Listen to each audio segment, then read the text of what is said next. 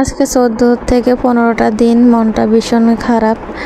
আপনারা হয়তো বা কম বেশি সবাই জানেন কেন মনটা খারাপ। তাই আজকে আপনাদের সাথে কিছু কথা বলার জন্য চলে আসছি। হ্যালো এভরিওয়ান, আসসালামু আলাইকুম। সবাই কেমন আছেন? আশা করি সবাই ভালো আছেন। ইন্না লিল্লাহি ওয়া ইন্না ইলাইহি রাজিউন। ভিডিওর শুরুতেই বলে থাকি যে বিষয়ে কথা বলবো সেই বিষয়ে আজকে আপনাদের সাথে কথাগুলো তুলে ধরবো। আপনারা হয়তো তার আগের ভিডিওতে দেখছিলেন যে আমার মামা মারা গেছিল, আপনাদের সঙ্গে শেয়ার করছিলাম। তো আমার মামা তো দেশের বাইরে মারা গেছিলো। আমি তার আগের ভিডিওতে বলছিলাম, যারা দেখেন নাই, ডিটেলসগুলো শুনেন নাই কিভাবে মারা গেছে, কিভাবে কি হয়েছে, তার আগের ভিডিওতে আছে, আপনারা দেখে নিতে পারেন। তো আজকে ভিডিওটা করা হচ্ছে, আমার মামাকে আজকে 14 দিন পরে আনা হইতেছে। আজকে তার ফ্লাইট বাংলাদেশ টাইম রাত 1টা বাজে সে নামবে বাংলাদেশ এয়ারপোর্ট। আর দেশে আসতে আসতে মানে গ্রামের বাড়িতে আসতে আসতে প্রায় সকাল হয়ে যাবে। ঠিক বলতেছি না রাস্তাঘাটের কি পরিস্থিতি, সেটা তো আজ জানি না, কিন্তু সকাল হয়তো 6টা থেকে 7টার ভিতরে চলে আসবে। তো তাকে তার নিজ বাড়িতে দাফন করা হবে। এতদিন তো মন মানসিকতা খুবই খারাপ ছিল, সব সময় কান্নাকাটি, সব সময় মন খারাপ, এগুলোই। কিন্তু কি বলবো, আজকে যে মামাকে দেখতে পাবো, তার একবার হলো তার মুখটা তো দেখবো। তার এত সুন্দর চেহারা, এত সুন্দর মুখখানি, তার এত সুন্দর মন মানসিকতা, কিভাবে বলে থাকবো জানি না। সে আমাদের একমাত্র মামা, আমাদের আর কোনো মামা নাই, কিন্তু আমার মামা আমাদের মাথার উপর একটা ছায়া হিসেবে ছিল সবাই। সে কম বয়সী সবার জন্য সব কিছুই করছে। এমন একজন ভালো মানুষ ছিলেন আমার মামা। আমার মামাকে সবাই এক নামে চিনত, আর সবাই তাকে বুঝতো যে সে কোন ধরনের। এত একজন ভালো মানুষ ছিলেন, কিন্তু এত অকালে সে চলে যাবে দুনিয়ার মায়া ত্যাগ করে। ভাবতেও জিনিসটা অবাক লাগে।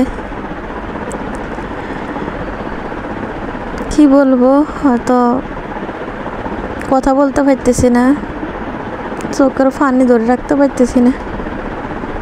মানে যখনই মনে হয় যে কালকে তাকে এখানে দাফন করা হবে, মানে ভীষণ খারাপ লাগতেছে। তো আপনারা সবাই আমার মামার জন্য দোয়া করবেন, আল্লাহ যেন তাকে জান্নাত নসিব করে, কবরের আযাব মাফ করে দেয়, তাকে কবরের সওয়াল জবাব যেন সহজ করে দেয়। সবাই তার জন্য দোয়া করবেন।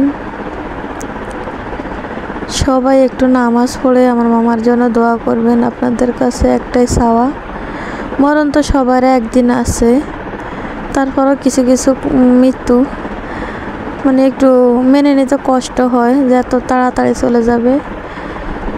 আরও 7 থেকে 8 মাস আগে মামা দেশে আসছিল, 4 মাস ছিল,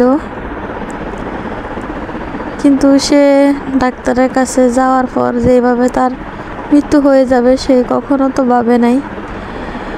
সে যখন প্রথম অপারেশন হয়েছিল তখন মানে তার জ্ঞান ফিরছিল, মোটামুটি সে একদম বলতে গেলে সুস্থই। সবার সাথে কথা বলছিল, ফোন দিয়ে কথা বলছিল। তারপরে হচ্ছে আমার খালাতো ভাই গেছিল তাকে দেখতে, তার ওই ভিডিও সে একটু ভিডিও করছিল, ওই ভিডিওতে বলছিল যে আলহামদুলিল্লাহ আমি আগে থেকে অনেক ভালো আছি, 5 থেকে 6 দিন লাগবে, তখন আমি আবার বাসায় ফিরে যাব। সে মামা কিভাবে মৃত্যুবরণ করলো ভাবতে কিন্তু অবাক লাগে। হঠাৎ করে তার আবার সমস্যা দেখা দেয়, সমস্যার মাঝে তাকে আবার দ্বিতীয়বার ওপেন হার্ট সার্জারি করা হয়। তাকে প্রথমেও কিন্তু হার্ট সার্জারি করা হয়েছে, তারপরেও আবার রিটার্ন অপারেশনটা করা লাগে। তো মোটামুটি প্রথম অপারেশনটা ভালোই ছিল, পরবর্তীতে যখন আবার করাইছিল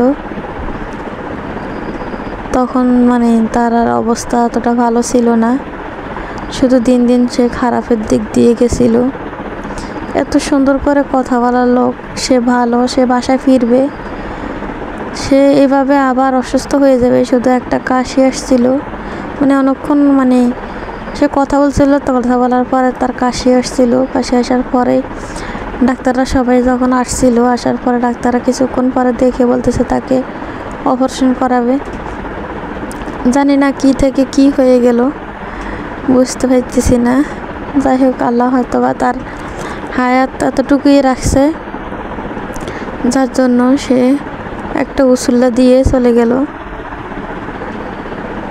কিন্তু আল্লাহর কি লীলা খেলা, কি বলবো।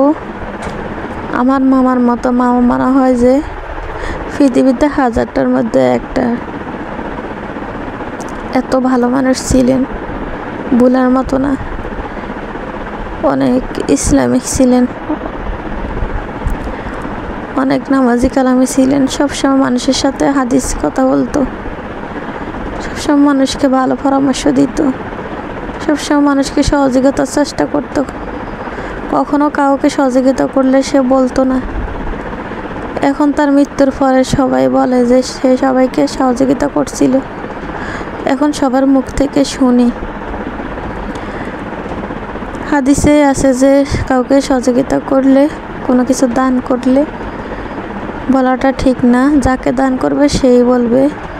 সেটা আমার মামার ক্ষেত্রেও হয়েছে। আমার মামা সবাইকে যা দান করছিল কাউকে জানায় নাই, গোপনে দান করছিল। এখন কিন্তু সবার মুখ থেকে শুনি, কম বেশ সবাইকে, তার পাড়া প্রতিবেশী সবাইকে কিন্তু দান করছিল। আল্লাহ তুমি সবার এই দোয়ার, তুমি আমার মামাকে কবরের আযাব মাফ করে দিও, জান্নাত নসিব করে দিও। কিভাবে যে বলে থাকবো, বিশ্বাস করেন মনটা ভীষণই খারাপ। আজকে কয়েকদিন থেকে মন তো খারাপ ছিলই, কিন্তু আজকে আরও বেশি খারাপ। যাই হোক, হয়তো বা জুমার নামাজের আগে 10টার দিকে হয়তো বা দাফন হয়ে যাবে, জুমার নামাজের আগেই। কিন্তু আমার মামা মৃত্যুবরণ করছিল শুক্রবারে। তার দেশের বাইরে 2বার জানাজা হয়েছে। সে জামাত ইসলাম ছিলেন, দলে ছিলেন, তো তারাও তাকে জানাজা ছিল। বিদেশে 2বার জানাজা হয়েছিল, এখন আবার দেশে। শুক্রবারে মারা গেছিল, আবার শুক্রবারে তাকে দাফন করা হইতেছে। এখন আবার দেশে দাফন করা, জানাজা হবে, 3বার জানাজা হবে। সে যে জায়গায় থাকতো তারা তাকে জানাজা দেওয়া ছাড়া দেশে আসতে দিবে না। তারপরে জানাজা দিয়ে তারপরে তাকে আবার এখন দেশে আনা হইতেছে। কি বলবো, সবাই আমাদের জন্য দোয়া করবেন, আমাদের ফ্যামিলির জন্য দোয়া করবেন, যেন আল্লাহ সবাইকে ধৈর্য দেয়। তো সবাই ভালো থাকবেন, সবাই নিজের প্রতি খেয়াল নেবেন, সবাই সুস্থ থাকবেন। আল্লাহ হাফেজ।